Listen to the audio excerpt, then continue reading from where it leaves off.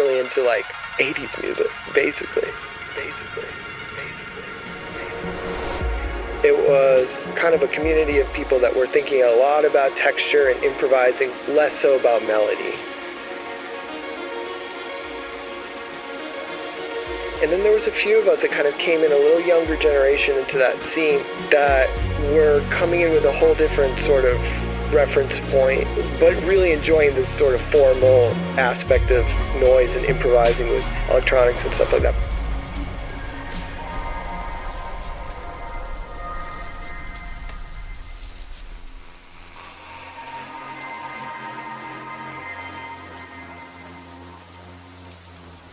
Generation later, a lot of young kids that were interested in making music refined that into more of a genre and called it Vaporwave. Vaporwave.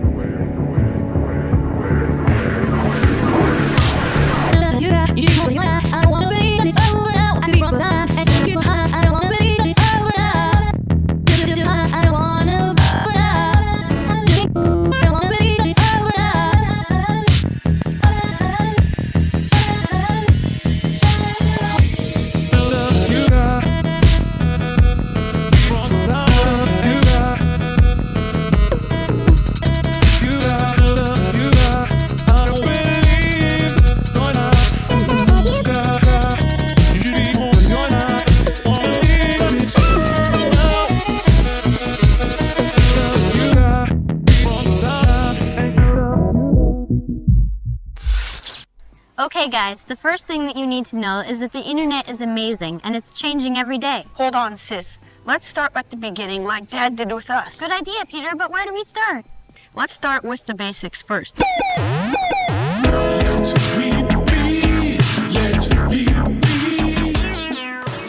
It's a style of music originated on the internet around 2009. Loops, often slowed down, of late 20th century studio music, often music for advertising, music for television, quite a lot of pop music, disco, soul, lots of adult contemporary, and that's the standard answer.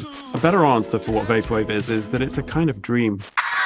It's a place to go where everything is psychedelic and perfect and strange and wild and artificial.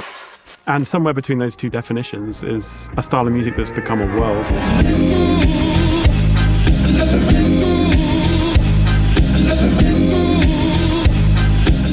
It gives me such a feeling, and those feelings are so vivid and colorful and mysterious. It's almost like I can't get enough of it. It's almost like a drug. The aesthetic of it was so crazy because it was this VHS distorted sort of images, and the titles of the song were kanjis, Japanese kanjis. Kind of took you to a weird place, I mean, it was so mysterious and you wanted to know more about it. It was this like late night television tracks from my youth, even though I might not even have heard the music, but it gave me that feeling. I thought like, this is the music I've been looking for. This is the stuff that I was trying to find.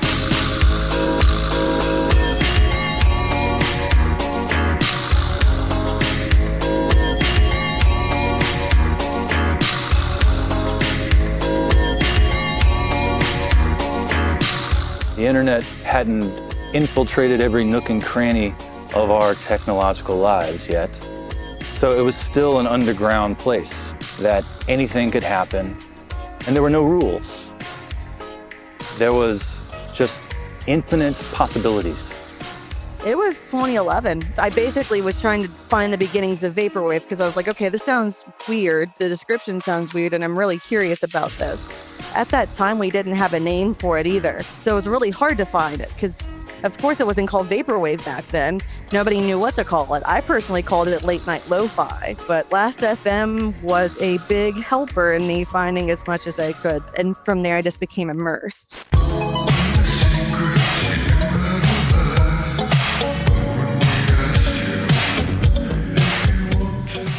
I didn't even know what to call it. There was a subreddit at the time called it's r/gunk, and a lot of people posted similar stuff in that subreddit. So I always called it gunk until I heard the term vaporwave and then it kind of immediately clicked. You know, I didn't actually come up with the name for it. What I did was I saw that on Last FM there was a bunch of different tags surrounding the style. I showed them to Internet Club and I said, any of these names resonate with you. For Internet Club, it was fogged out environments. For me, it reminded me of the word vaporware, which is when software or some kind of product is promised to be released, but never actually does get released. What a beautiful metaphor for this music that's kind of like halfway between life and death, halfway between real and fantasy, halfway between online and offline. You know, this kind of weird deferred existence that it has. Well, I first heard about vaporwave through just the internet, through like Tumblr, Twitter, forums. I didn't really get it at the time. I thought it was just kind of another like music fad. I didn't really understand it.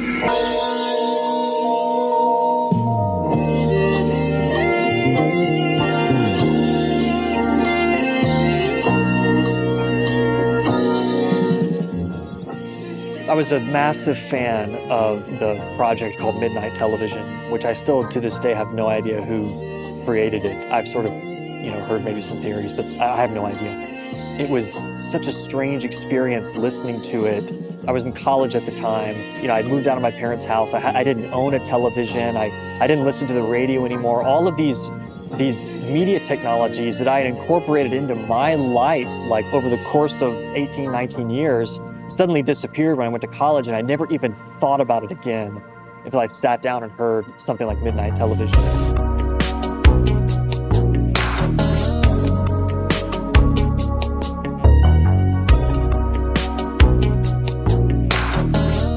The first thing that made me be like, oh, okay, I get it, was Midnight Television. I decided to look around through Beer on the Rug and see if I could find other things that would make me be like, okay, I get this now.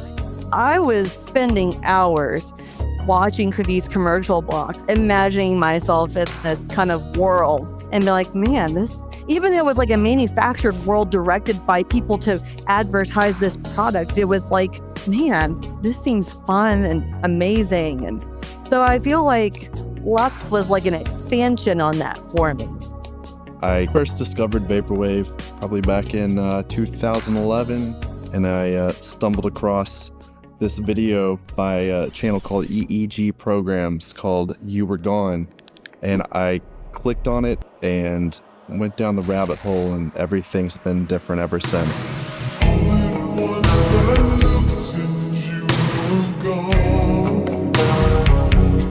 It was just this 2-minute loop of a Richard Marx song. There was these animated kids flying through space, neon grids in the background. It just completely blew my mind, and I must have watched it 100 times within a week. And I just thought to myself, why haven't I been doing this for the past 20 years of making music? I think around that time, there was a lot of people who were doing similar things, using similar ideas that were repurposing either nostalgia or repurposing old commercials or putting together sort of a combination of sort of David Lynchian lo-fi music. You had Chopped and Screwed, you had, the stuttering, glitchy effects that were already on previous records from the 90s, 80s. But Loperton found a way to put those puzzle pieces together in a way that just worked.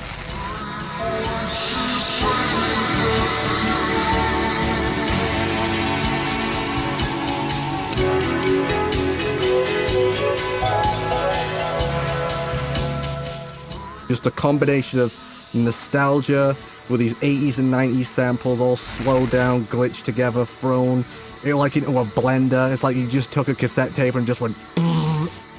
He's reutilized all of these kind of strange sampling techniques that kind of have given way to what Vaporwave has become. Twisting pop music, finding the little strange details in between phrases and looping those, ad nauseum. He's been able to pull like a strangeness out of a familiarity, basically, like what's in between the details, what's in between the cracks of pop music, and just kind of exposing that and bringing it to the forefront. It's exactly what like the definition of Vaporwave is like just that. If you look at the cover of Echo Jams, you're like, that is it. That's Vaporwave right there. Like just the colors, the fogginess, everything's broken in there. You're sitting in front of an A section waiting for a B section that will never happen. It's just one loop over and over again. You know, that repetition, that the hypnagogic repeating, I feel like that we don't look at Vaporwave necessarily enough as a musical idea of repetition. So when you go back in your memory and you try and think of something that was comforting to you, memory is a strange thing, right? And so is the echo jam. It decays with time, right? And maybe you only remember a small part of it too. So like you're trying to remember this old song that made you feel comfortable, you only remember 15 seconds of it. And your memory is a little bit damaged because it was so long ago, so it's all warped now too, right? On first listen, you'd get to like the end of the A side where it's just blasting you with harsh noise, and you'd just be like, what the fuck am I listening to? And you're actually listening to the sound of the greatest fucking musical revolution that's ever happened.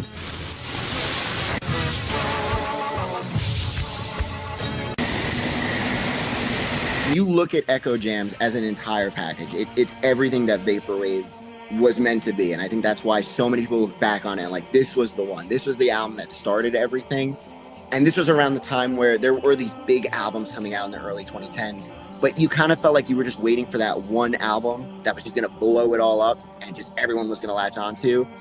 And that's where Floral Shop came into play. Hello, my needle drops. Anthony Fantano here, and it's time for a review. Macintosh Plus Floral Shop. Currently being celebrated as the dawning of a brand new genre.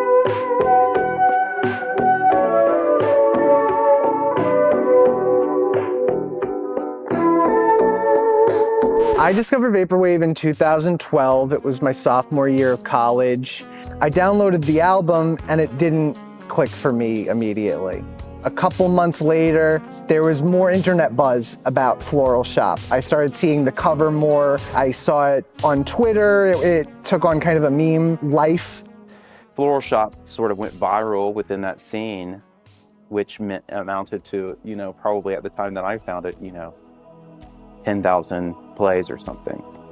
Nothing like the way that we understand it today. We're still trading on that one album cover a decade later, and it has not lost any quality, it has not lost any of its punchiness. And then musically, it showed a lot of strong techniques. It references a lot of hip-hop chopped and screwed techniques, and also the humor's in there. I put it on. It was probably the fourth or fifth time that we had tried listening to the album, but this time, from the first second that it came on, we were all mouth agape, We didn't talk for an hour until it was over, and then for the next 2 or 3 months, we wouldn't listen to any music that wasn't Vaporwave. And if somebody put on an album that wasn't Vaporwave, we would be like, that's not Vaporwave. Can you put on something else?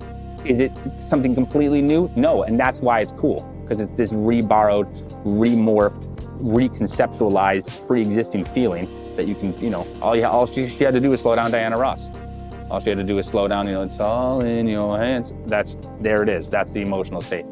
Not gonna sell you something you ain't buying. That's the vibe. And that's the emotional space that it puts you in. And no other music does that.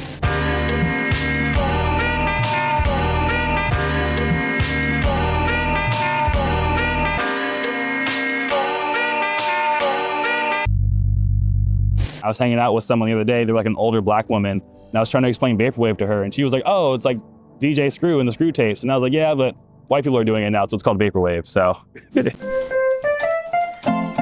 Vaporwave. Vaporwave. I think it's important to remember that Vaporwave doesn't come from nowhere. There's a long musical history of people playing around with recorded sounds. You go way back to the start of the 20th century. In France, you got Pierre Schaeffer with his musique concrète movement, mucking around with tapes. In the 60s, you've got Terry Riley, you've got Steve Reich making tape loops. Fast forward a bit to the 80s, you've got John Oswald doing plunderphonics. In the 90s, you've got DJ Screw doing his chopped and screwed thing. All of these make use of recorded material as its primary source. I think the thing that distinguishes Vaporwave is that it is, instead of using tape, we're using the internet as our source material. Remember how Dad said we should start with the basics first? That's true. Well, to get started, you'll need to get connected to the internet. I think it's way more than just a music genre, more than just an art movement as well. It's just kind of an umbrella term that embraces this entire community of like-minded individuals who love experimental music. And it's branched out in so many different directions at this point, it's hard to pinpoint what Vaporwave actually is. I mean, you look at the scope of what falls under Vaporwave. If you compare a future funk track to a slushwave track, then compare that to a signal wave track, they all stem from the same roots. But because it's such an open-ended formula that you could add and combine multiple genres with, the scope for creativity is totally endless. For artistic freedom, like, there are no boundaries. So as a producer, when I go in, I can do whatever the fuck I want. And that's just what I like. The thing about Vaporwave, though, is that you can discover it pretty quickly, but understanding it is nearly impossible. It's a process that takes forever, and every time you think you have an idea of what it is and what it means, no, it changes again. I think the thing that I thought was most different was how ruthlessly the subject material, the source material was sampled.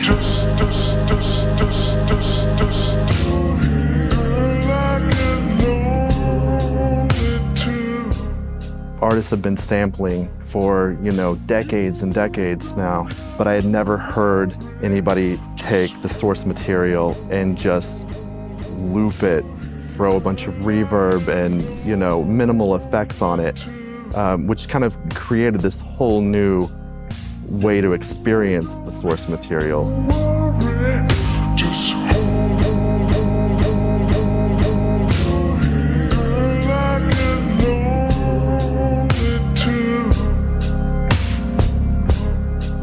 I like to say Vaporwave is the first time that a playlist ever became a genre. A Vaporwave album can almost be, you think of like a mad scientist with all the formaldehyde jars and organs and hands. It's like, well, Vaporwave album is kind of like that. You have the hand of Janet Jackson and the arm of a Duran Duran single, and it's a Frankenstein's monster at the end of it, but it's an aesthetic Frankenstein's monster, right? It's changed how I interact with music, for sure. It's changed how I listen to things. I will look for passages of music that are 5 seconds long, and I know what to do with that. It's not just a little breath in a bigger piece.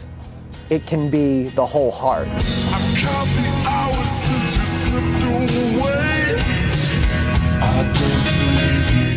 I could never get my friends to get into Prefab Sprout, but if I threw an 8-bar loop of a Prefab Sprout song in this conceptual album, like maybe it will catch some ears. I think Vaporwave depends on the individual who makes it aesthetic more than how well it's produced. You know what I mean? More than probably any other genre. But Vaporwave is about your music taste. I don't think that Vaporwave without samples is Vaporwave. It's a different thing. You go ahead and do that. Like, that's a different type of music that you should be making. But like, Vaporwave is just classically samples. It has to be, or else it's not. Sorry.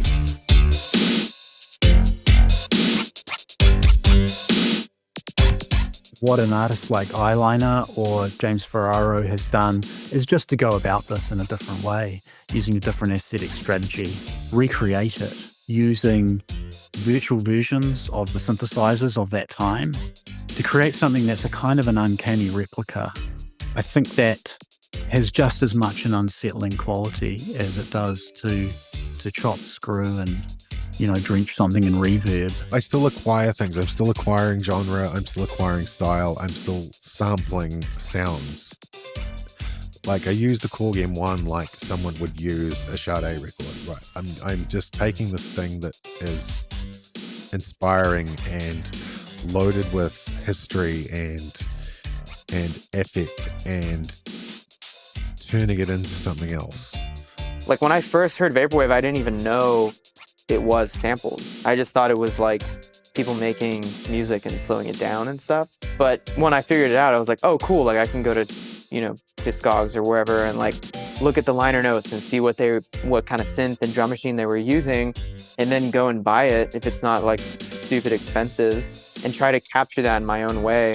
When it comes to storytelling, sample free or not sample free, it does not really matter that much.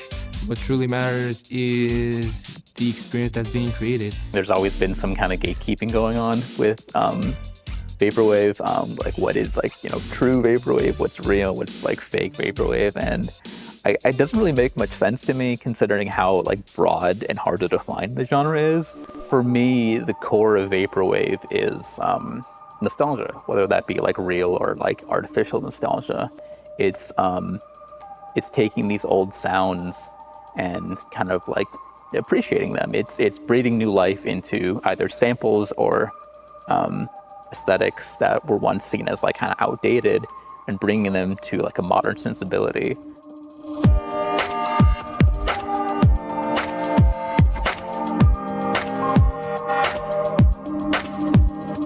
Simpson Wave is just a really good example of just here's an overload of your childhood. Here's old Simpsons episodes. We don't like new episodes of The Simpsons. Here's the old Simpsons episodes in this psychedelic, hazy clip. You're going through this mental journey to your childhood or something. Everybody's seen The Simpsons. Everybody felt some certain way about The Simpsons, and Simpson Wave helped echo the Vaporwave sentiment even further.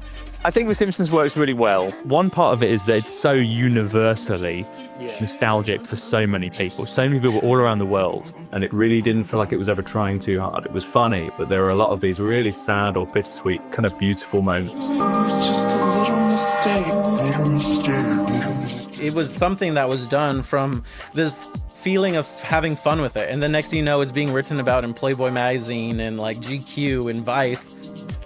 I met a lot of people through this kind of nostalgic yearning, and a lot of it is just art at the end of the day. We're trying to make you feel some type of way. Kiss, kiss, kiss, kiss. It's a good time for being a kid. Pass around a smile too at McDonald's. It's just all about growing up in a commercial environment. That's our nostalgia. What gets programmed into your mind as a child over and over and over. It's a fucking Big Mac commercial. You forget about it, and then when you see it again, it just triggers something in your memory that makes you feel good. And why not just sort of take all of these things that make you feel good about your nostalgia, distill them and concentrate them and create the ultimate musical art form that's just distilled nostalgia. You're having a Big Mac attack right now. Proceed to McDonald's. Proceed to McDonald's. Vaporwave is a real feeling. It's when you listen to it, you feel a certain way. There's this word in Welsh, it's Hiraeth. It's Cat System Corp's labels called Hiraeth, Hiraeth, which means, I think it means a feeling of being somewhere before, but you haven't been there. It's amazing that there's a type of music that really captures an emotion so clearly. And I've never felt that before with any other music styles, never, ever. And it just freaking blows my mind. So the Welsh word Hiraeth, the definition is a homesickness for a home to which you cannot return, a home which maybe never was. The nostalgia, the yearning, the grief for the lost places of your past. And in a way, I think that is the perfect definition of Vaporwave, and even of sometimes how I feel or how I think or how I dream. We look back because we somehow think that the past was better somehow, and we have all these memories that it was better, and we tried But I don't think the world was better. I think just our lives was better because we were kids and didn't have any responsibilities and everything was fun. And that's a period in life you will always long back to. There was a time when it was the last time that you went out around town on the bikes with your friends. And you didn't know that it was going to be the last time that you did that when you just rode your bike simply as a kid with your friends in a summer street. And I think that that's happening all the time in our lives, every day, really. There's things that are occurring to us that will fade to the sands of time that we'll want to look back on and we'll remember it fondly. So I think that the vaporwave really is just that emotion to me, looking back on something that's been kind of lost that was, I think, important, with a hope. And I think you might want to return to that hope if the future really wasn't what you had expected.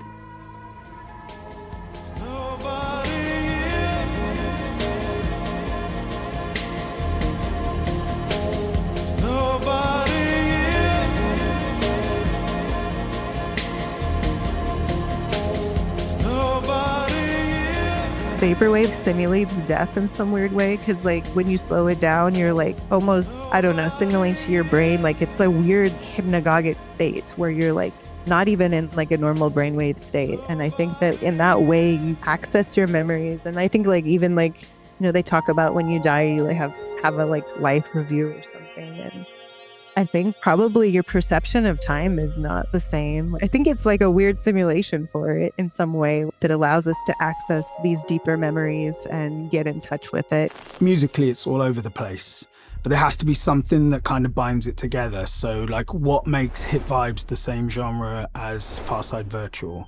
What makes that the same genre as Birth of a New Day?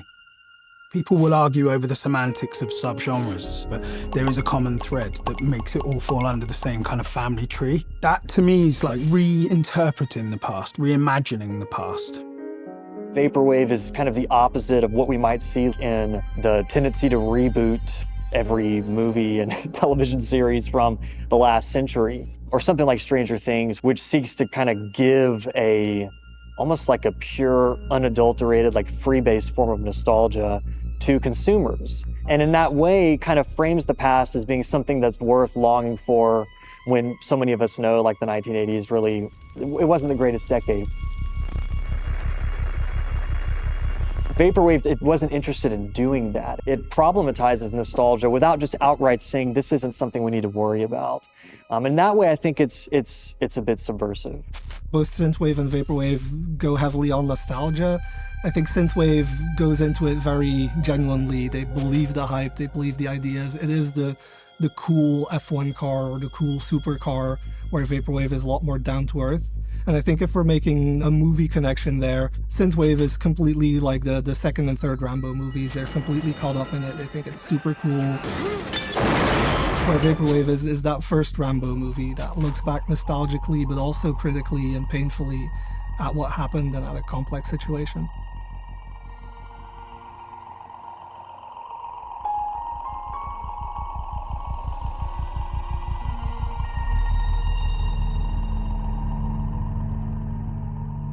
Vaporwave was very much an anonymous thing because it's already this kind of mysterious genre. So, you know, it would make sense for the artists themselves to also be pretty mysterious.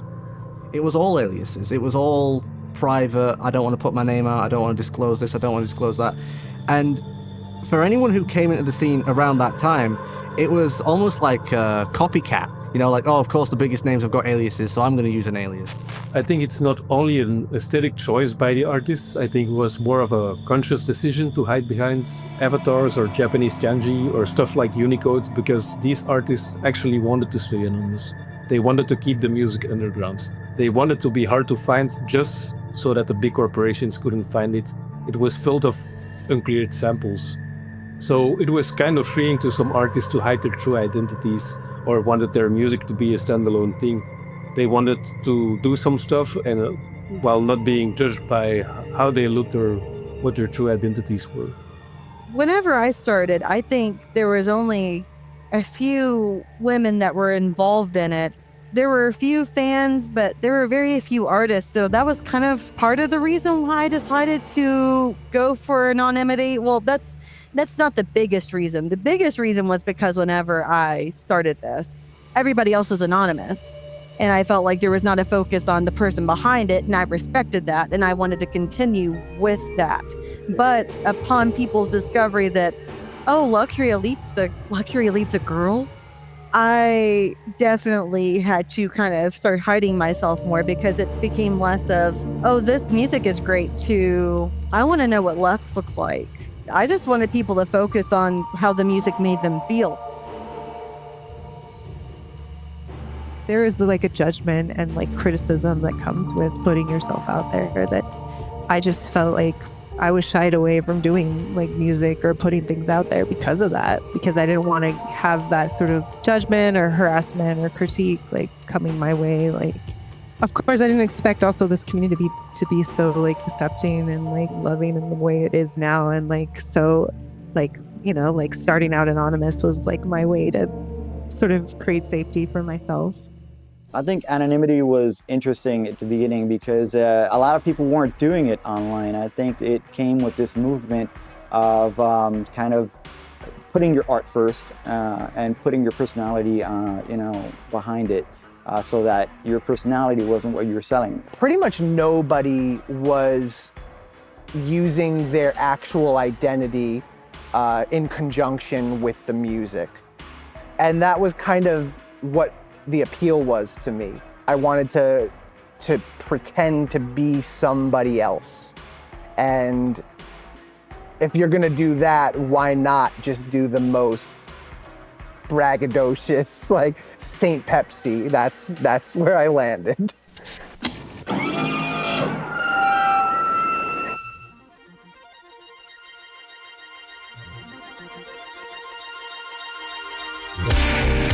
Okay, who's first?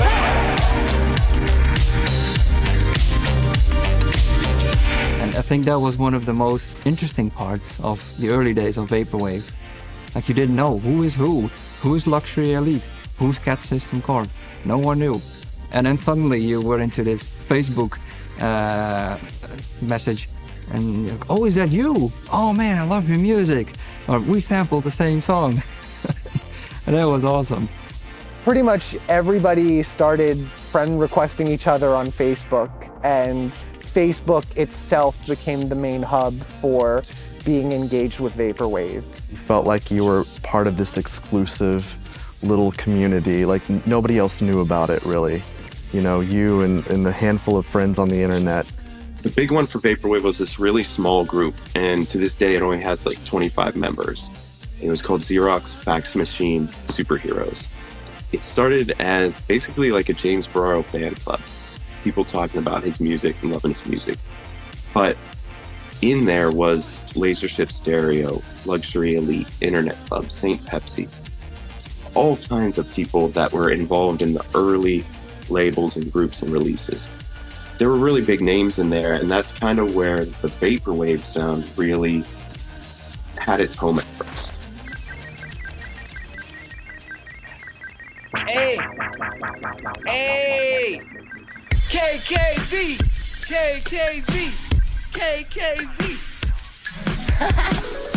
It started basically just as a group of friends. We wanted our own little show, you know what I mean? And that's really what it all started. It started out at Turntable FM, which was basically a chat room with you could search a database of MP3s or upload MP3s. We were part of these big turntable rooms. Like, I know that sounds ridiculous because it's only like 60 people or whatever, but you know what I mean? Like those little communities, and it wasn't ours, it was just ones we were hanging out with, like virtual nightclubs. But it had people like, you know, Ryan Schreiber, the owner of Pitchfork, like in there, you know what I mean? And talking to a bunch of different artists. It felt like a virtual Studio 54 in a sense, or a virtual Brooklyn like dive bar, right? Or something like that. But we were all in different places hanging out in the epicenter of culture at that time. That's how it felt.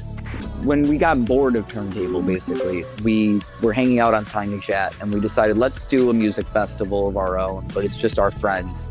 And I think 30 people came to the first one.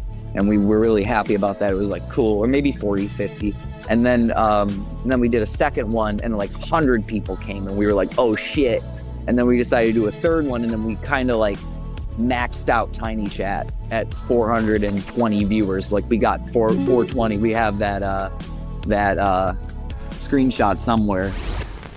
At that point, I was not aware of any central hub where people went to talk about Vaporwave. Probably until I went to my first SPF 420 concert in December of 2012. And that was the first time that I ever engaged with a fan base and saw that there were people that were doing this new weird thing that was interesting to me. This was days into messaging Luxury Elite about the Late Night Delight split. I had no connections in the scene, just was an admirer from afar. And whether it was Vectroid or Luxury Elite who posted about the Tiny Chat show, I heard about it from one of them and logged on to have my life completely changed.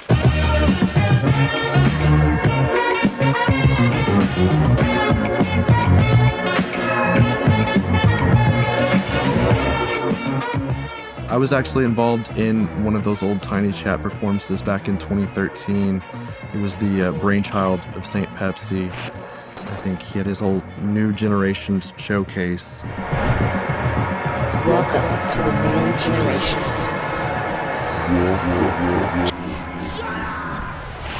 It was me and Spaz Kid, Meishi Smile, St. Pepsi, just a lot of the early acts in the scene, and we were all just doing our thing, and it was a total blast. SPF at its peak was the place to go online, in my opinion, to see the cutting edge of what was going on in online electronic music. I don't think that's braggadocious to say. I think, I really do think it was the coolest thing going on, or else I wouldn't have been there, right? No, just kidding. or else a lot of these people that are super cool wouldn't have been there. It was a different time, and I kind of miss it. So, without any further ado, I give to you. But just remember, you're not alone. We all need a little love in our hearts. Hit it, JoJo. It made me want more than anything to be a part of that community. And Liz and Chaz became my best friends. Liz says it's St. Pepsi bitch. Without SPF 420, there's no St. Pepsi bitch. Without SPF 420, there's no hit vibes.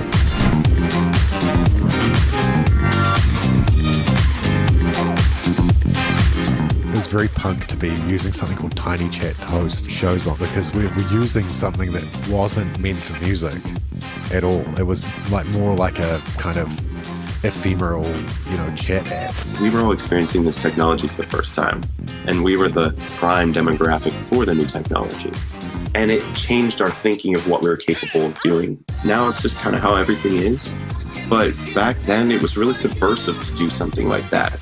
And I think it also speaks to how it was all ahead of its time. Things like SPF 420 and Dior Nights really set the standard for what everything would become. All right, give me the champagne. Let's 420 for KKV. I got champagne. Let's pop some champagne. Hey! I mean, there were a few places that were writing about Vaporwave, like Tiny Mixtapes, which is a kind of now defunct music blog site. They had written a little bit about Vaporwave. It really wasn't being touched by folks like Pitchfork, or you could Google it and within a few hours be able to kind of hear a lot of what was produced. There just wasn't a whole lot of it at the time. Most of it was being hosted on sites like Bandcamp. A lot of it was being given away for free. It felt very much like a digital underground development, and that was really appealing to me.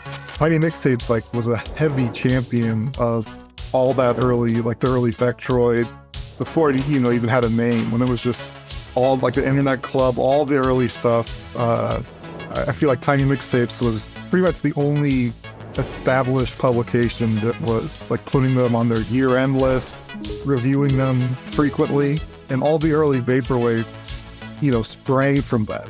Well, what the internet brought to everybody was this power to create and distribute your creations to anyone in the world, which had never existed before. It was a technological breakthrough that I don't think we've really come to grips with yet. You never had to ask permission to do anything ever again. We're riding on the internet, cyberspace, set free. Hello, virtual reality. Interactive appetite, searching for a website, a window to the world, got to get online. Take a spin, now you're in with the techno set. You're going surfing on the internet. I think one of the reasons Vaporwave really took off in the early days was the low barrier of entry. Really, anybody with, Audacity and, headphones could put a song in there, slow it down, chop it up a little bit, and have yourself a song. Well, I remember an article about, this girl saying that she thought Vaporwave was really punk because, it was like, just grabbing a sample no matter what. I'm gonna do this song my own. And that was like a very punk attitude, like not caring about copyright, let's just do it. Punk rock was about being DIY, it was about being ironic, it was about making your own musical subculture that's weird and subversive. And in that sense, Vaporwave is absolutely punk. If you've got, any digital device, if you've got a laptop, if you've got a smartphone, if you can, sample and loop anything, which just anything can do, you've got an act. I might even go as far as to say that Vaporwave might be the first genre where, technically speaking, if you wanted to, you could make the album in less time than it takes to actually listen to it. To me, Vaporwave is a working class movement because it returns back into the hands of the people what has traditionally been reserved for the few. It puts the tools of the trade back in the places really that it belongs, in the cultural common area. All these beautiful works of art that we traditionally would only be able to hear from people who have the money and the time or the know-how, we now can hear wonderful things that anyone with an internet connection and a computer can make.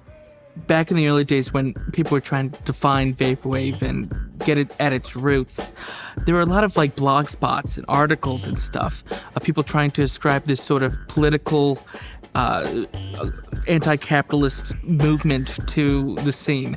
And to be honest, it always felt like, this isn't really what we're here for. Everybody was talking about capitalism and hyper accelerationism or what have you. I respect everybody else's opinions on that, but for me, I think it was just, we really enjoy what we're hearing and we want to do our own kind of version of it. We just wanted to have fun because we enjoyed the fact that we were sampling and we enjoyed each other's company, and it was just a fun thing. It was just fun. It was nostalgic. It was the 80s. It was the 90s. It was just something they grew up with, and they wanted to share it with another generation or recontextualize what they grew up with and make it more palatable to a modern, taste or whatever. And I think, again, a lot of writers, they wanted it to be this strong political statement when really it was just people having fun on the internet. That's what it feels like sometimes. I think they almost play really too hard into it. I never understood where it arose from either. It almost feels like some weird lore or something that fans kind of created. Because I'm I've talked to all these other artists and creators and producers, and I'm I don't think they really sit there all day in Ableton with this mindset, Adam Harper comes out with this seminal article very early in the day of the Vaporwave movement and reads a lot of subversive critique into it. The pushback that happened quite soon afterwards from some of those artists was that, well, hold on, we're not just critiquing this, we actually are making an aesthetic statement here as well, a statement about the qualities of this music. I think that's really right at the heart of Vaporwave. I think it's that ambiguity. It's kind of what gives it its power. I think that Adam Harper's article, as well written as it was a little over analytical. Because I don't think the people who started off doing this sort of thing really had that in mind. I think they were just more or less kind of fucking around and having a good time and sharing the music with their friends, That was my take on it, That was all I ever wanted to do, was just have fun with samples and just plunder and just fuck things up. What you need, Jennifer, is a good breakfast. Start the day off right. That's right, Jennifer. Eat the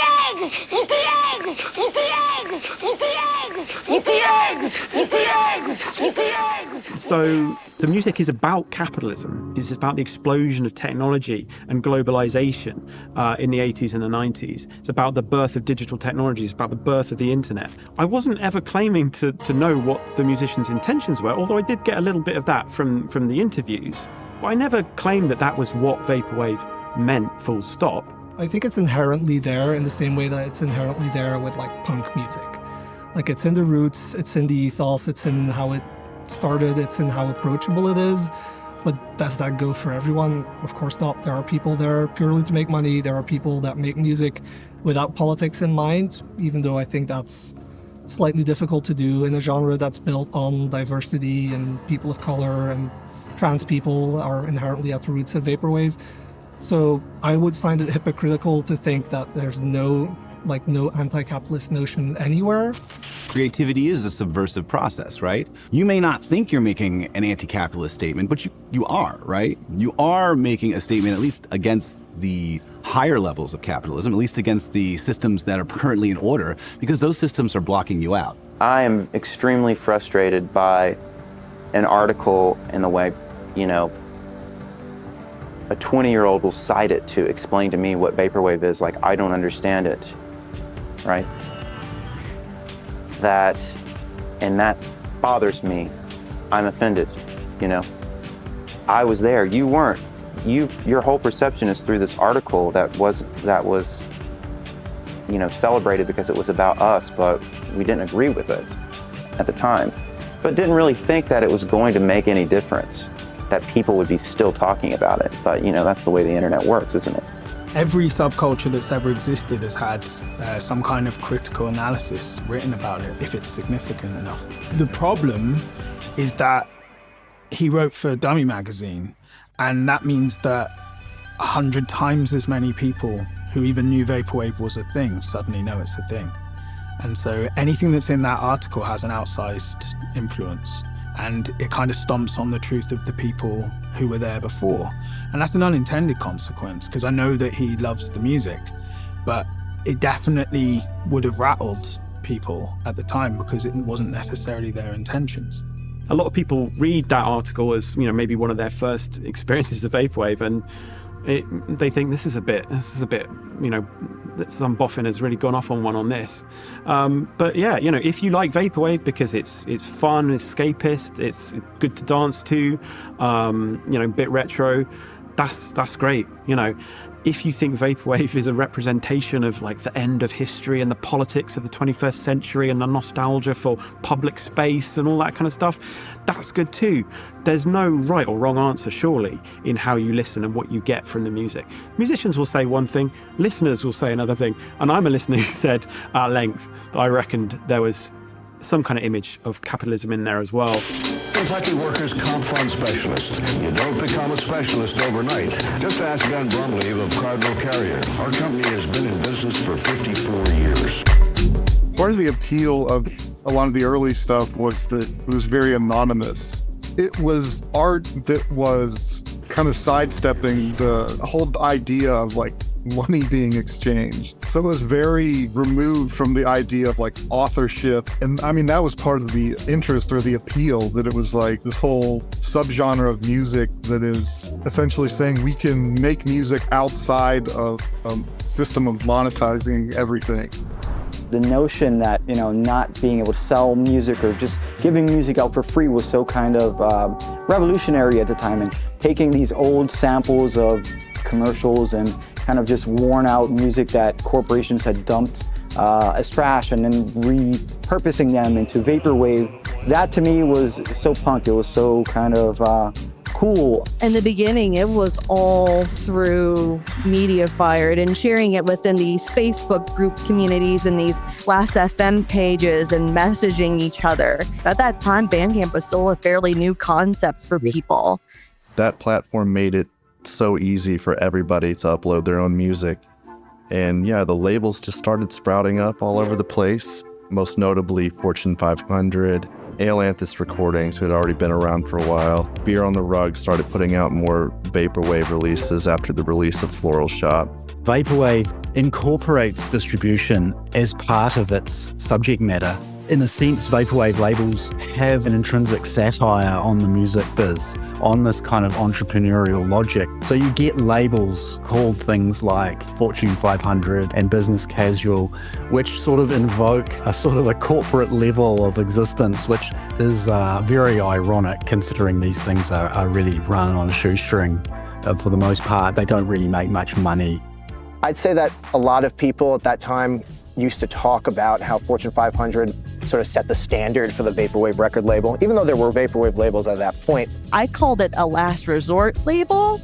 Like, I didn't think that a lot of people would want to do anything with Fortune 500, even though it was a cool concept. I thought that people would just see it and temporarily care about it and it would just die off, which was fine with me, but it became a big thing from empire building on. It just grew and grew and grew, and more people paid attention to it.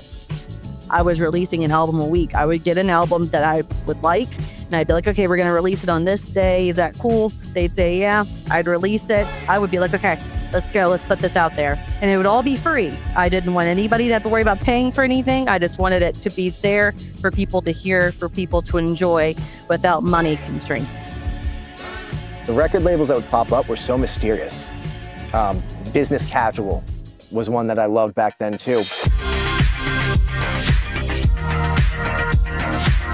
Business casual sort of started out of spite. I sent a demo to another label, pretty big one at the time, Fortune 500, and I never heard back. And so business casual wasn't my first label, and I was thinking, you know what? Why not just start another one? Screw Fortune 500. I'm gonna make a better label and stick it to them. When I step in, there was Business Casual, Dream Catalog, Fortune 500, and DMT. In my mind, there was like 4 big ones, and I was like, I can't reach Dream Catalog. They're crazy. I did message them. I said that no. Business Casual, I was too intimidated. Fortune 500 wasn't accepting anything, and I reached out to DMT, and Vito, the head, said yes.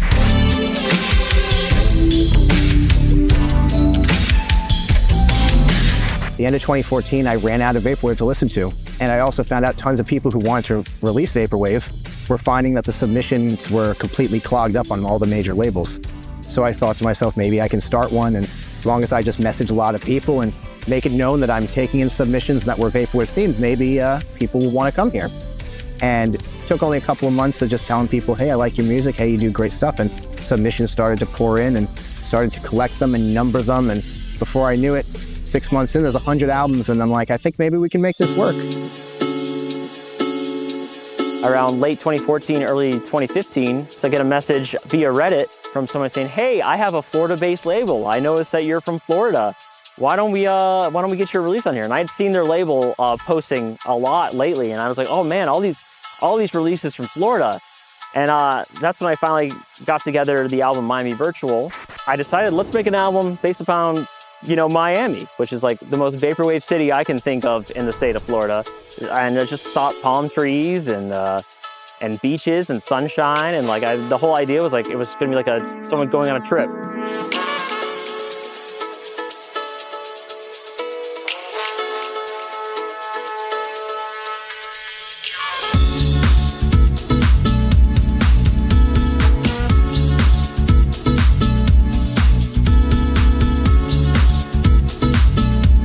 There were pretty much no labels at first trying to release physical copies of any vaporwave. One of the first labels I ever saw do it was Aloe City, and they were doing home dubbed, home printed artwork on 10 or 12 tapes at a time.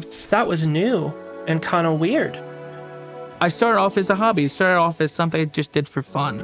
Started off as an outlet for my own music, as well as, bringing on some of my friends from my other label, as well as making new friends and trying to branch out into this new scene that I was a part of all of a sudden.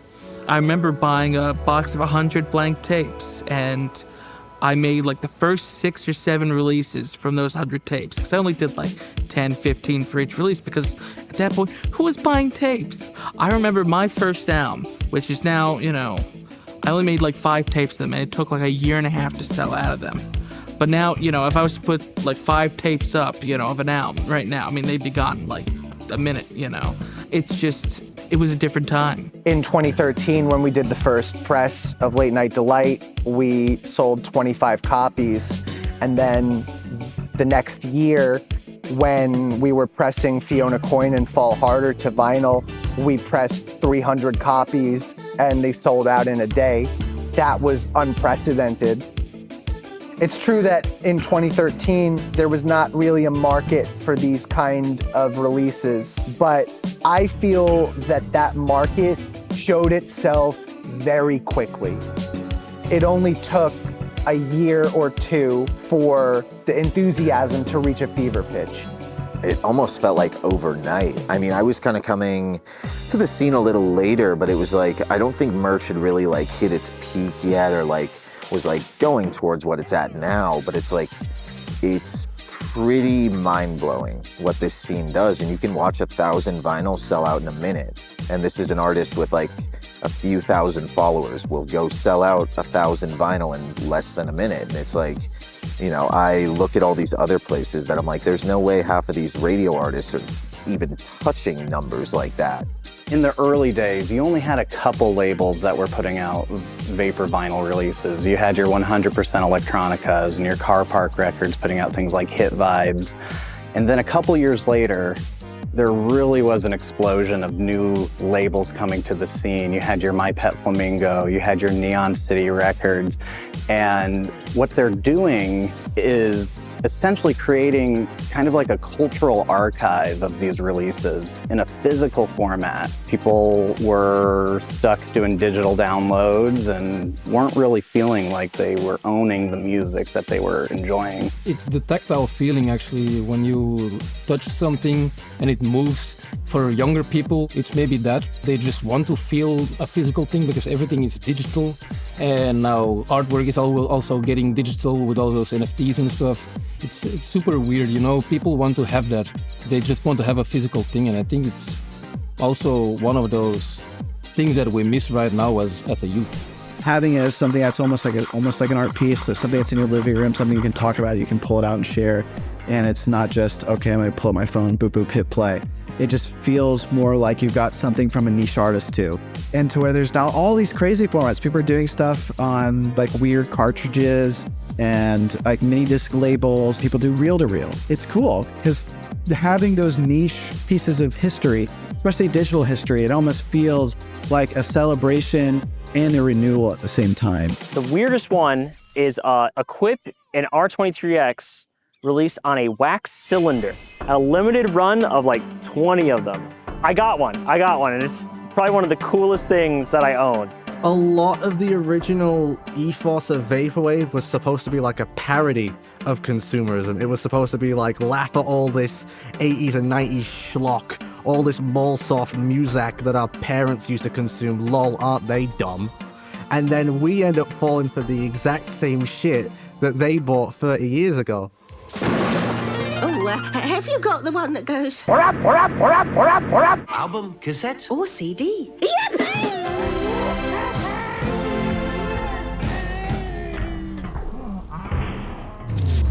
Intermission time.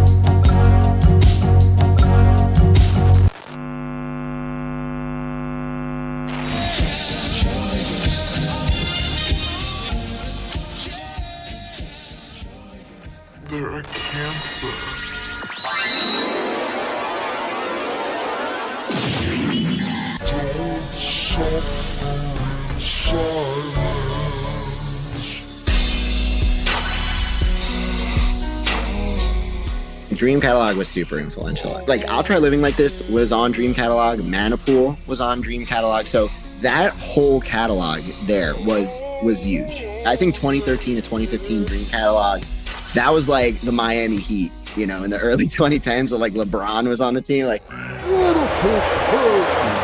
Dream Catalog in that era of Vaporwave was the biggest label by far. That was the hotspot for all the new artists, all the blossoming and incredible albums that we now know as influential. Having Telepath on as well with that slush wave influence really blended together in this really interesting and captivating way. People like Telepath are highly influential to Slushwave and my work, how his sound was very ahead of its time because the Slushwave scene wasn't really a thing back then. Just the way those songs sound, like, you know, even though there's a lot of voices in them and so many of what was sampled has vocals in them, it still sounds really mysterious and like anonymous, like almost like AI or something. Like they have this feeling like nobody made those songs and they're recordings of nobody.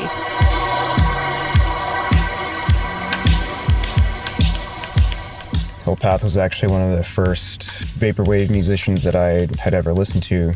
This sort of slush wave sound, just psychedelic, dreamy funk music, and that music just captivated my heart and soul like no other thing ever has. I think the thing that set Dream Catalog apart from other Vaporwave at the time was that Vaporwave, when it first began, it was very entrenched in the Echo Jams, Mac Plus school of thought, where it has to be sample-based. David knew almost from the start that Vaporwave wasn't about the samples, it was about the feeling. David knew how to create that feeling of being alone in Tokyo at 4 a.m. without ever touching a fucking sampler, and that's brilliant.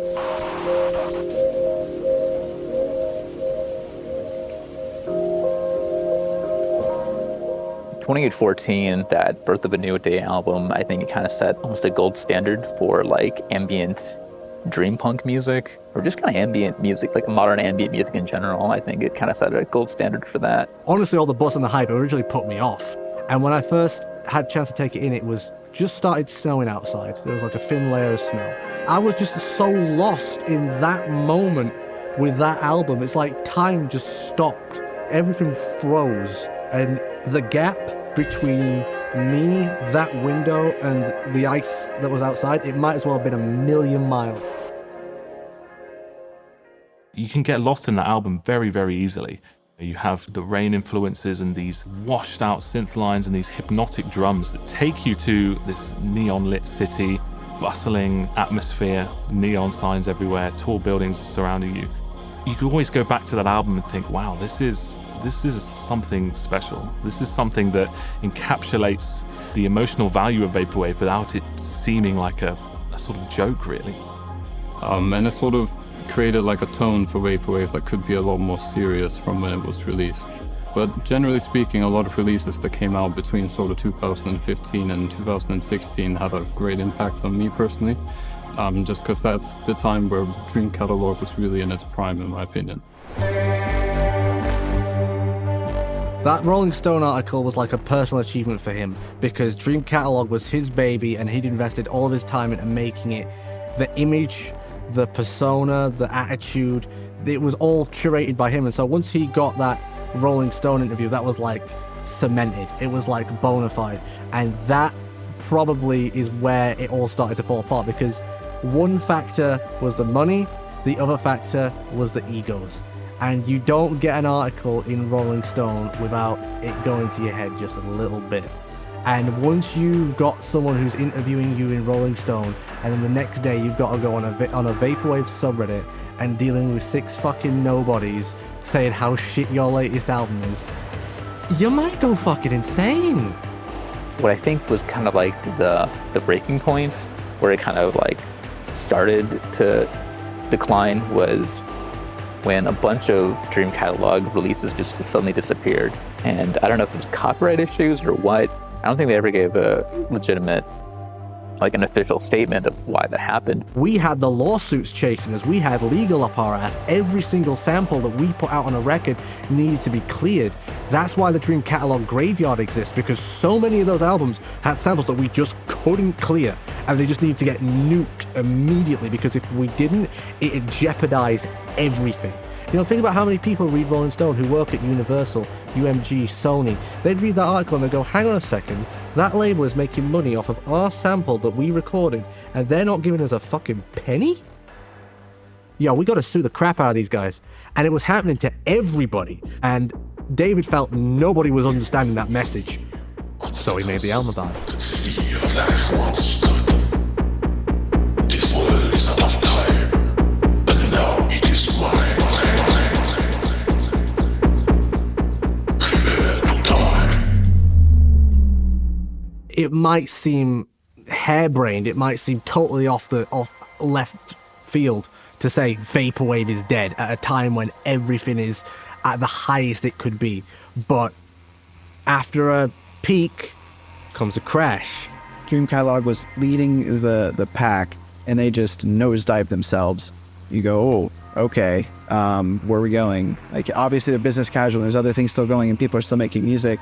But when they're the ones that are kind of, who just got all this publicity with Rolling Stone and all these other things, like, okay, this is blowing up, and then they just try to tank it. You're like, okay, I guess it's, this scene is like the new romantic period. It's only going to be for 3 years, 4 years, and it's over. I was like, oh, that was a fun run.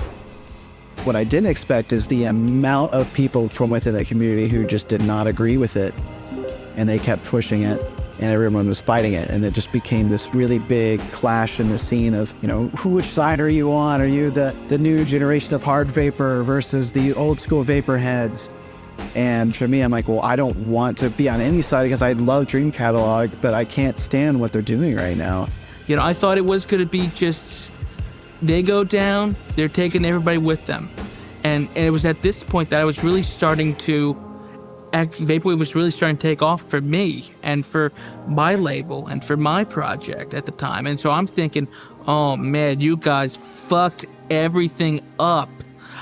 But thankfully that wasn't the case. Thankfully, everything turned out fine, I guess. It could have been a lot worse. There was certainly blood in the water after that, you know. They definitely severed an arm trying to distance themselves from Vaporwave. Vaporwave is dead. RIP 2001 to 2013. There's only one way to bring Vaporwave back.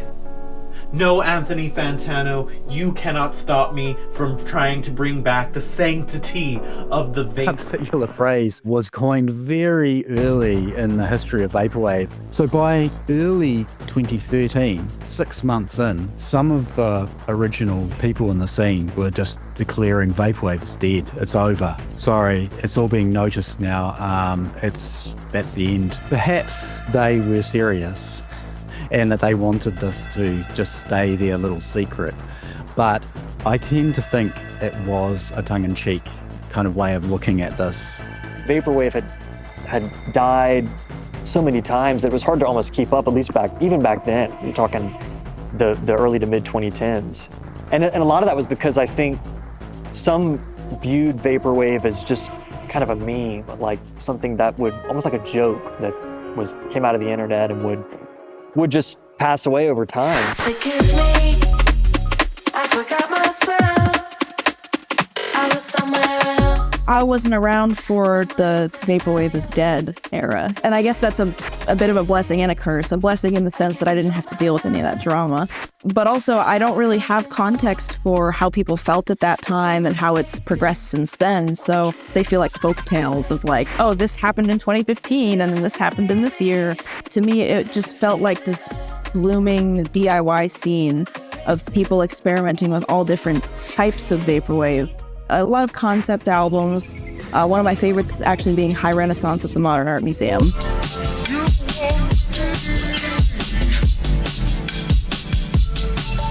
Whenever we set out to write an album, we always like to come up with a concept and a theme. Quite often they're places or spaces, maybe real or invented. Or somewhere in between. Yeah. You know, our first album was called Miracle Lounge, which is, you know, on the most mundane level, an airport lounge in Bangkok Airport. But the Miracle Lounge, as we presented it, is this kind of strange, sort of psychedelic liminal space. Ditto with the Midnight Store behind us there. It is or was a real convenience store, and we fictionalized it into being this kind of place without geography, this kind of universal sci-fi service station where you kind of pop in and out of on a kind of messy night out, sort of prolong the night.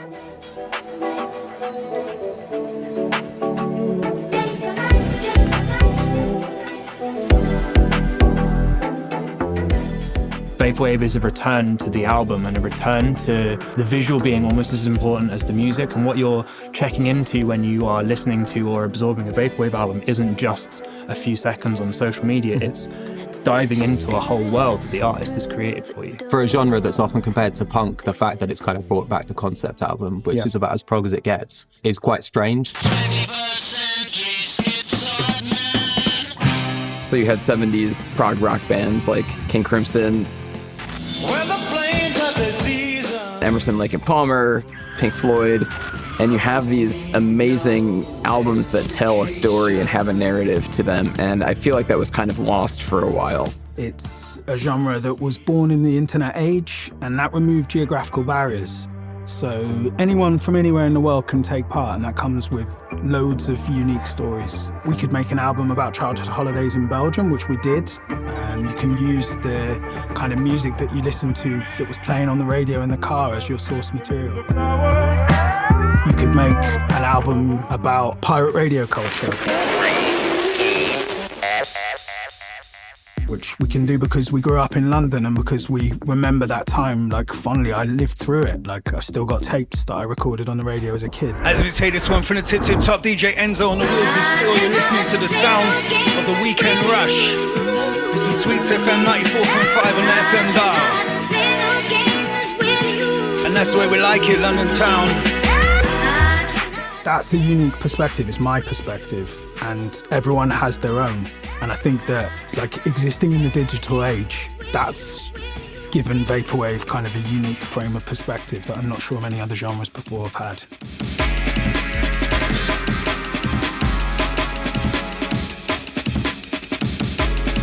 Like, we all come from our own perspective. We all want to build and share our world with people, our inner world with people. And that's like really hard to do. And for some reason, it feels like Vaporwave lends itself to that, because we're showcasing what we liked about the past. We're doing it like in our present moment with like what we know and our perspective. And, you know, why is Vaporwave a story worth telling? I mean, because it's like, it does connect people. I don't know how else to say it. Good morning, America. I'm Charles Gibson. I'm Diane Sawyer, and it's Tuesday, September. So News at 11 also plays with this idea of like a memory or maybe an alternative reality where 9/11 never happened. We always say that the 90s ended on the 11th of September 2001, and I wanted to continue the 90s after that. So I wanted to make an album where it never happened.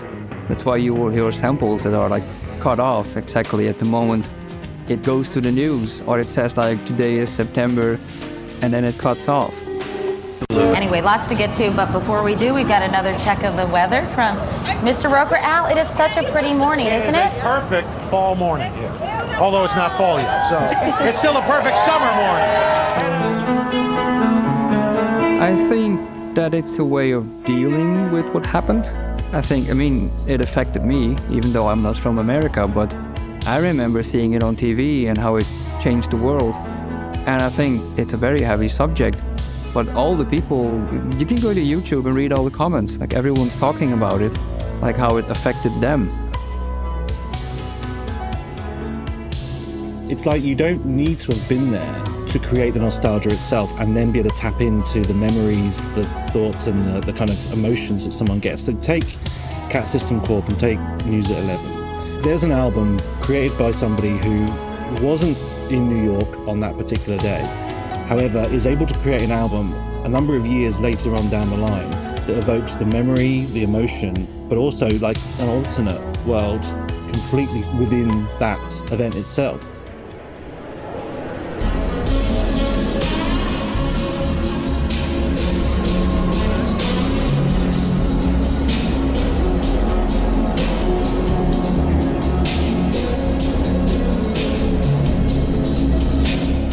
I just really wanted to create a location that people could come to as an album artwork, and I feel like I nailed it pretty well. Growing up in the 90s, I attended a lot of malls. I fell in love with malls a lot, shopping culture, consumerism, being in an open space. It's interesting to walk through a mall and no one be there. It's definitely a feeling you can't really replicate in many places, but there's so much that can be said in an empty room, and I really wanted to portray that as well as I could in the artwork.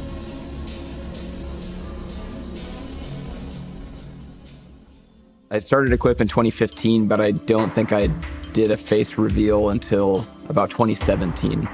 And I didn't even think about creating like a character until much later. That with the release of Cursebreaker, I really wanted to make a hero's journey style adventure from start to finish. I'm a big fantasy nerd. I like Japanese role-playing games a lot, so that's always factored into the music, and I never really wanted to personify it until Cursebreaker X. And yeah, I mean, I had a couple of different artists take on my concept of the character, and eventually got the idea to kind of become the character with the promotional photo shoots, and it turned out pretty decent. I think that it helped push the album concept, and it helped to promote it further than just, me as I am, I guess.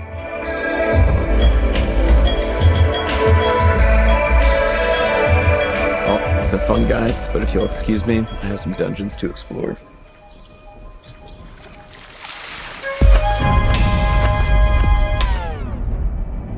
Hi there, it's Indie Advent with Utopia District. We're here at the Tape Swap in Brooklyn, New York. We're so happy for all of you to be here, and we're so thrilled that people could come all over the world just to come to this event to see each other, swap tapes, listen to music, and see some amazing people.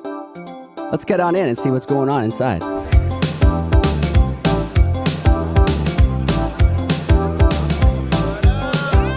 In a lot of ways, I feel like this is the promise of the internet fulfilled. The notion that people who know each other from online chat rooms, from conversations that they've had in virtual spaces, can come together and share in a wild and kinetic environment the opportunity of listening to music with community and strengthen the bonds that they've created by looking people in the face.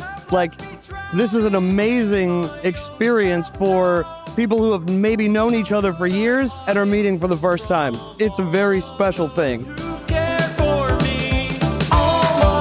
Thank you so much, Ronnie. Pleasure. My pleasure. Thank you, movie guys. I definitely feel like the live event era of Vaporwave has changed things. There's not many genres that really started on the internet and stayed there for an entire decade.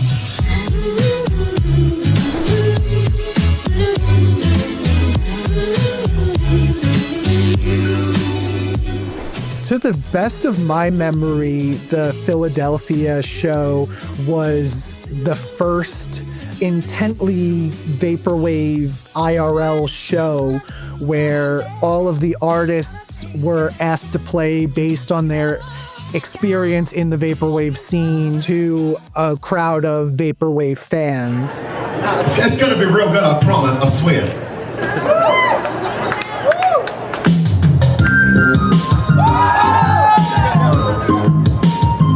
There was a sense that they were trying to organize specifically a Vaporwave show, and it was like a confluence of Vaporwave artists. It was because of the style of art in the exhibition. It was very much in line with Vaporwave music. So Alex Klein, the curator, saw a resonance with the art that was in the exhibition and organized the perfect kind of party to mix with the right sort of music.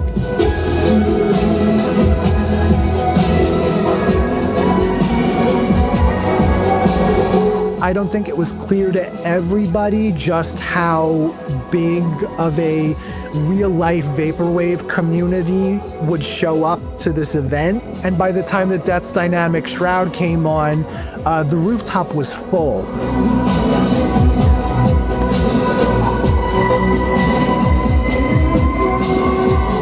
what it was at that show. And that might be the moment when this big show's going on. Oh, this is Skylar Spence. He gets up there, does maybe the one song, and then just turns it into a St. Pepsi song.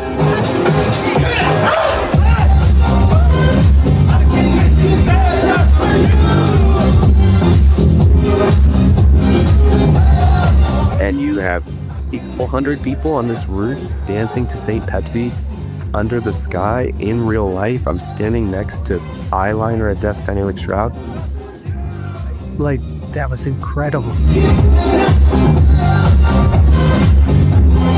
This was definitely my first experience seeing what Vaporwave meant to people and how mind-blowing that was.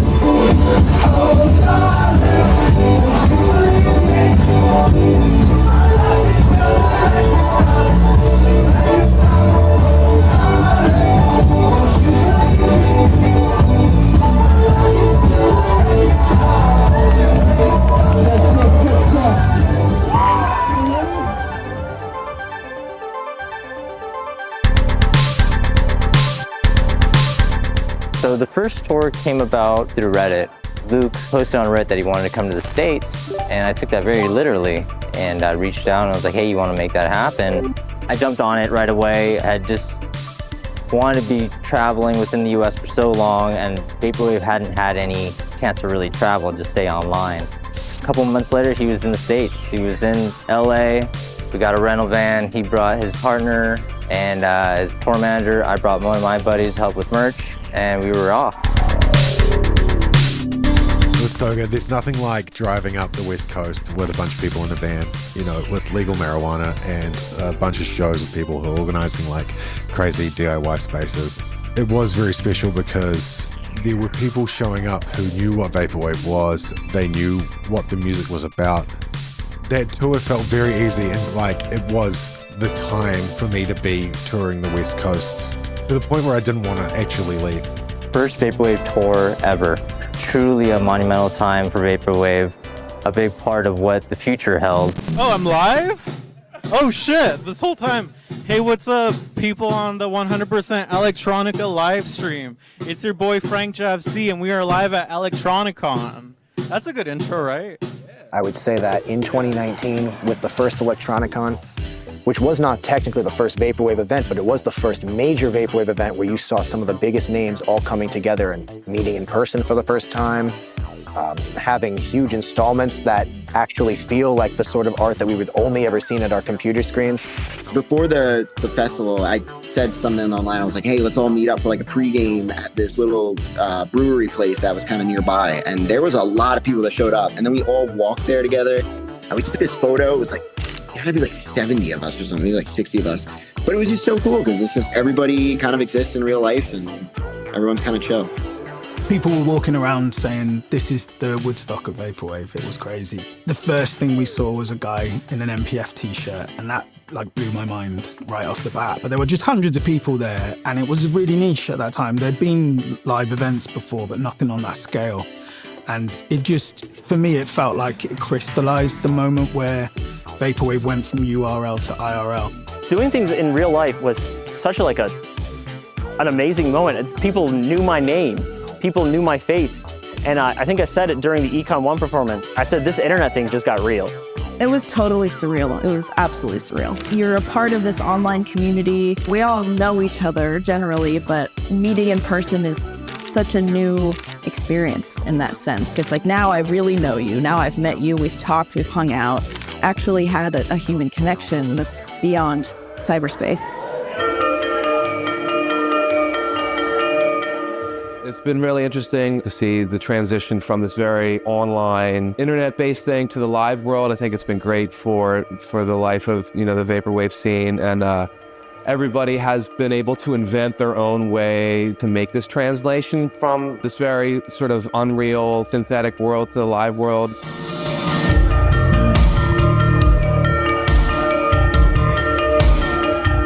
It's fun for me to just perform the music and, feel like I'm taking this very synthetic, unreal thing and being the character in this imaginary world live. So, Mr. Hideyoshi from Virtua 94, gonna be DJing the after party tonight. Hope to see a bunch of people there. The decks fucking loaded with so much fire. You have no idea how much we're gonna put this party up to 11 once 11 hits, man. It's nuts. It was very special. I legitimately, non-theatrically, cried, or at least got a little teary, you know. There was a moment on stage where I could take it all in.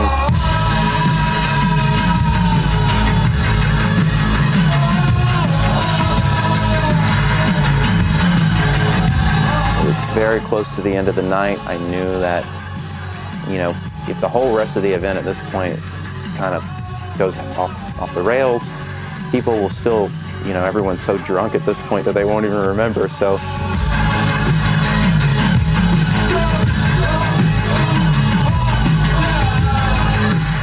It was a very touching and emotional thing. I could see all of these people. I mean, people had been telling me all day, you know, thank you for this. I got to see people meeting in real life, and it really sunk in weeks after.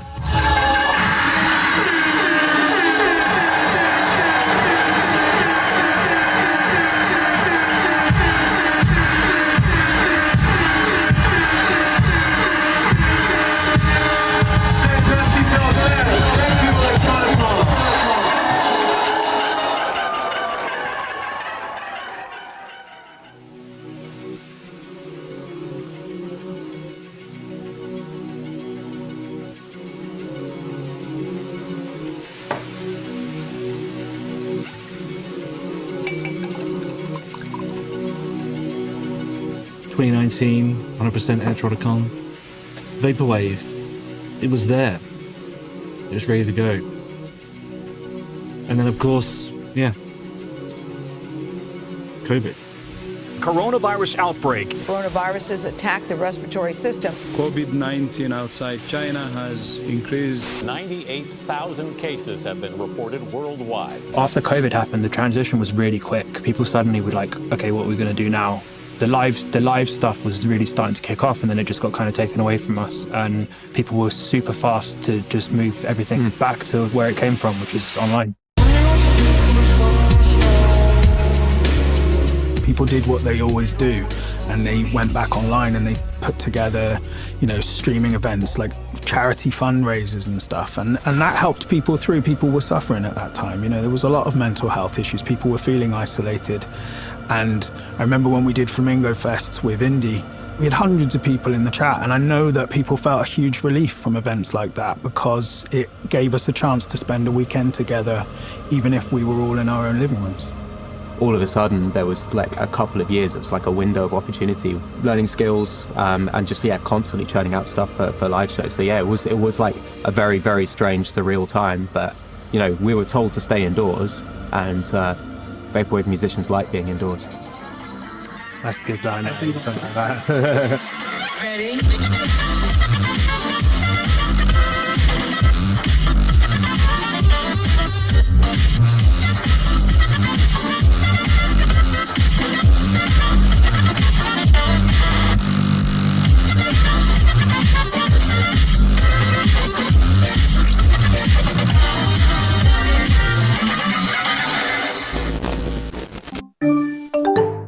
Re-entering the real world, it hasn't been a pain-free process, and I think like a lot of the kind of pre-COVID and even, you know, during COVID momentum has been disrupted for sure. There have been sort of landmark live events. After 3 years of being shut in, coming back to that, having the blast of a time, going to the tape swap, going to the main event of Econ 3, going to all the side shows the day after, everything was amazing.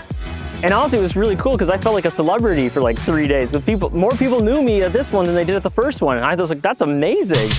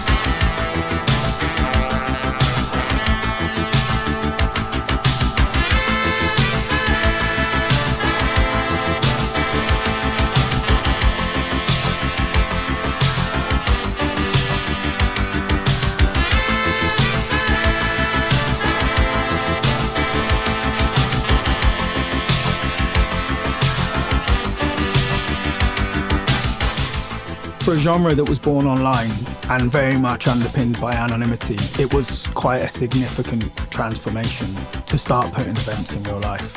And Electronicon was like a catalyst. Suddenly it felt like the whole scene was going to explode in a different way because people were meeting in real life and it was crystallizing friendships. It was proving that the demand was there. Cut the mid-range, drop the bass.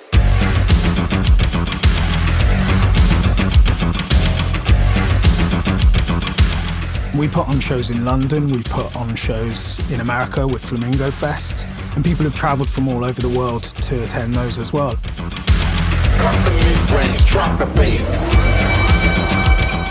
There's annual shows in Belgium now that do slush wave. There's a vaporwave themed bar in Milan, which is crazy. So there's like an international dimension to this that proves that with or without George's continued involvement with things like Electronicon, like that will continue. And we were inspired to put on shows. And really, ultimately, what it's about is bringing those communities together.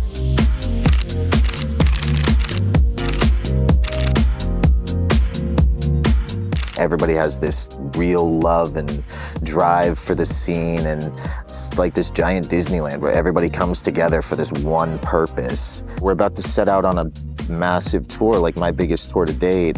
And you know, kind of the end goal since the beginning was how can we bring all these other future funk artists that I've been listening to for years and like genuinely love and I'm friends with, and how can we put them on and like kind of put everything together as a whole and really just like create this world for everybody to kind of see. And you know, this world can live outside of just like, you know, a subreddit or just like Twitter or something.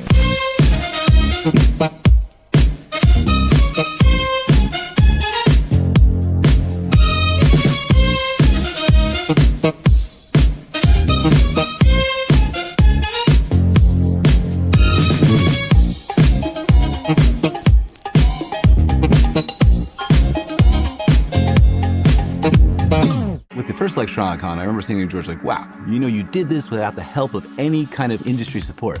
And George said to me, that's right, I'm trying to be the industry.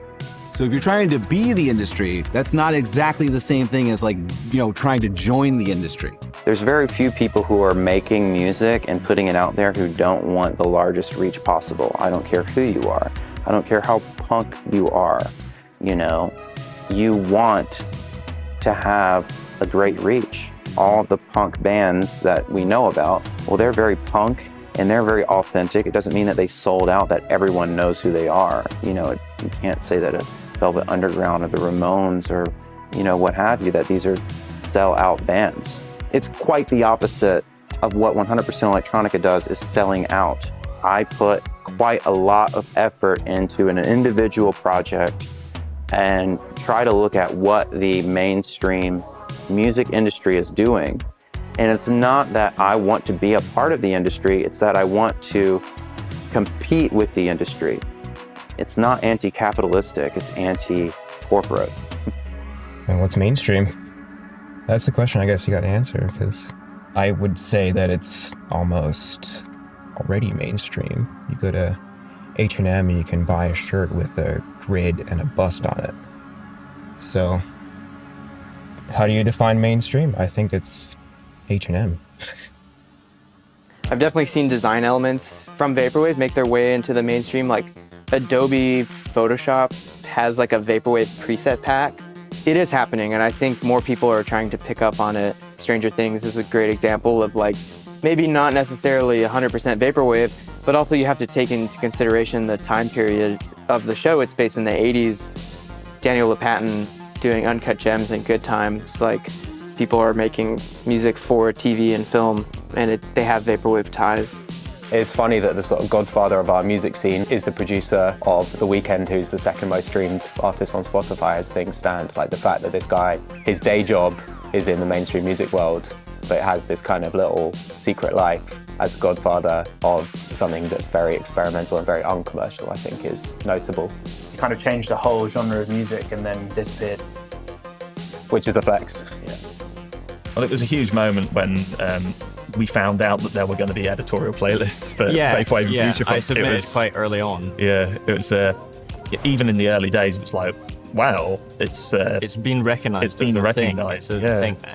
it's definitely now something I think a lot of artists aspire to be part of. I mean, it's just still crazy to kind of see like active support from the DSPs. And it's like, honestly, when I started out making music, I was like, wow, Bandcamp and SoundCloud are it, you know?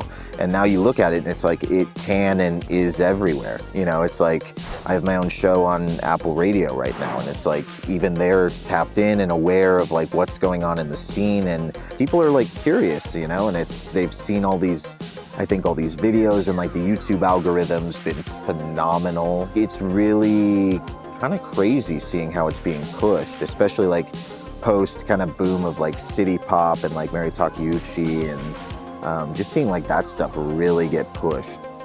It is so crazy. Like, we used to be just kids in our rooms like 10 years ago. All of us, Saint Pepsi, Night Tempo was just like making future funk, regular future funk, and now he's like one of the biggest names in Japan, you know? He's working with the, you know, with the artists we used to sample, but he's working with them like in official releases. It is crazy to think that how much things have changed for us in the last 10 years. Yeah, Vaporwave has gone, in my opinion, maybe a little too big. I think one of the compromises of Vaporwave blowing up to the level it has these days is it's lost a little bit of the integrity it had in its original, you know, heyday.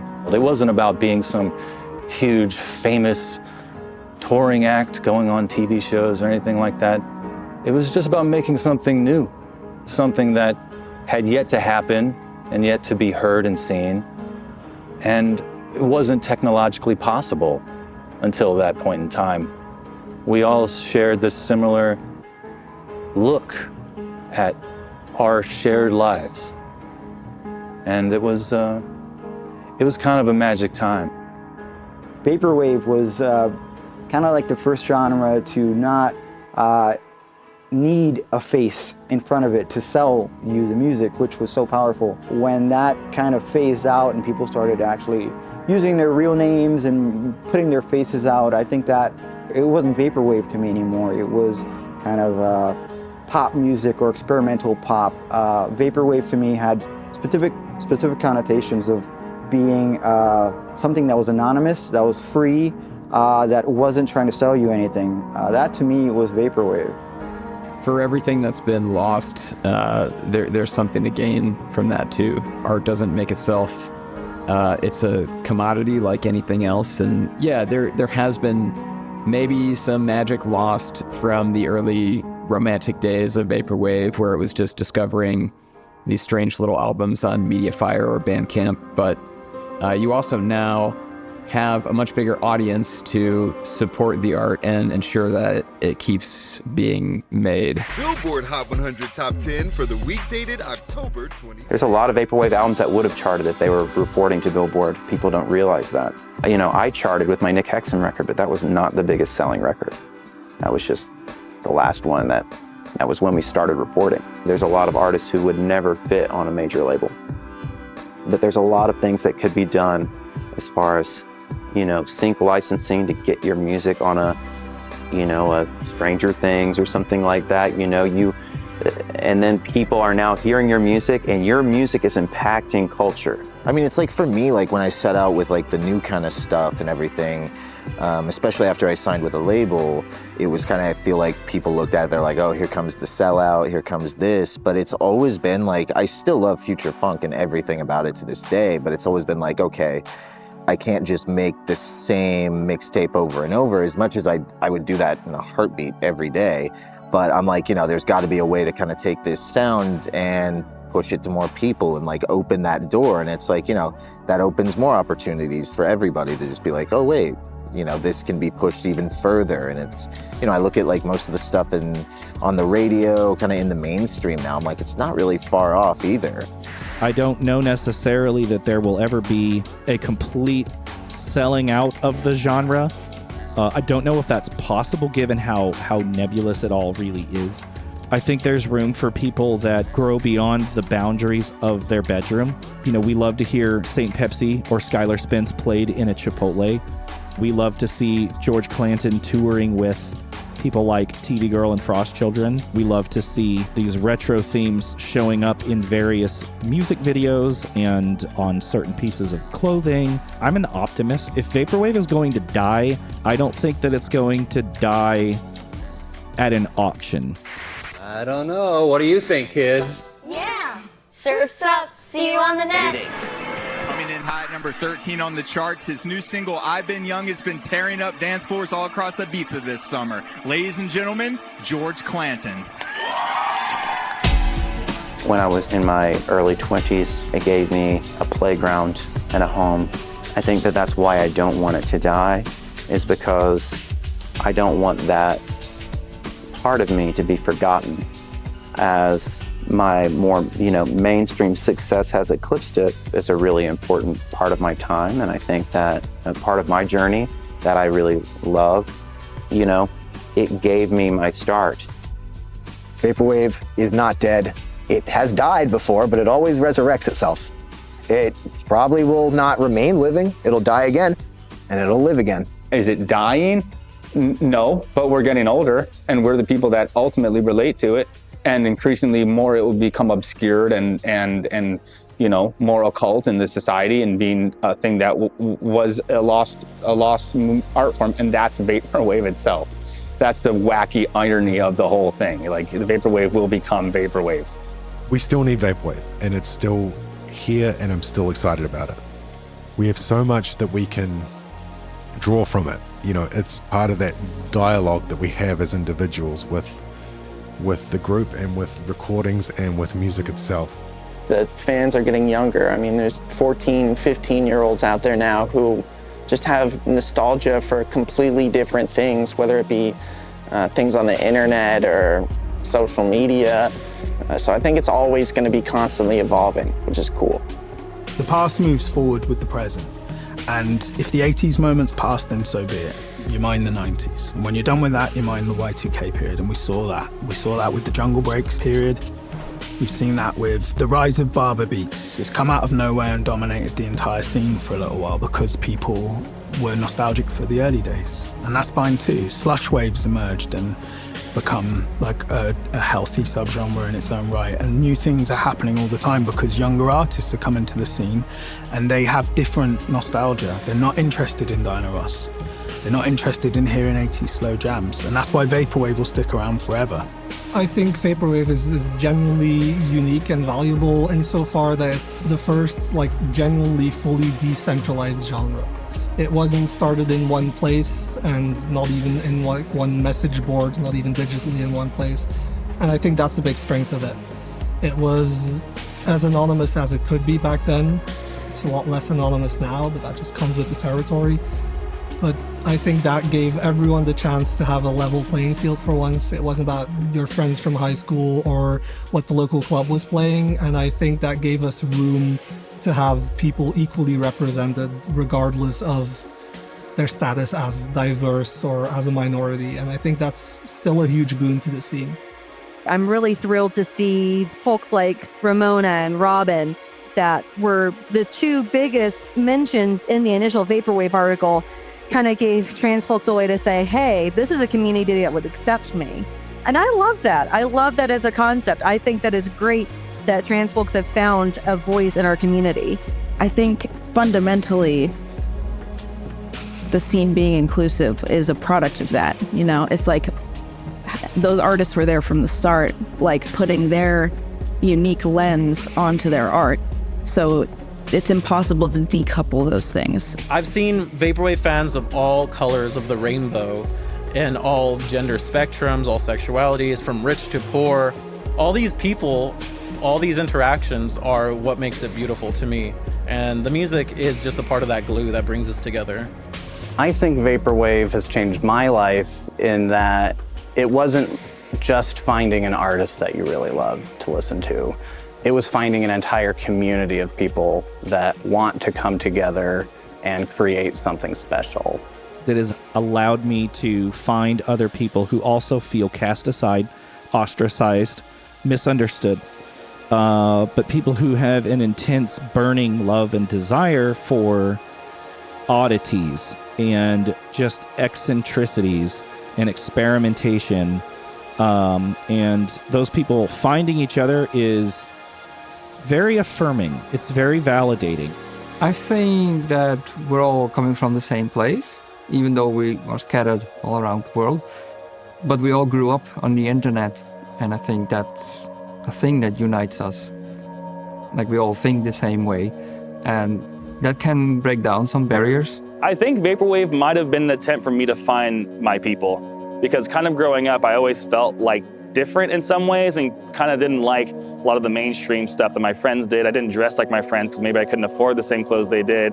The beautiful part of it is that when you make music that represents you, you find other people who like the same things that you do. And from that, I've been finding my community. The bonds that have been made over Vaporwave, it's crazy to think that it's just MP3s being distributed on fucking Dropbox, but it's creating someone's legacy that they're gonna remember for a lifetime.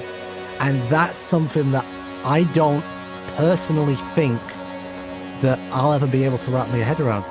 One person came to me with a very heartbreaking story about his mother, and it involved our music. It was one of the last things they listened to together forever.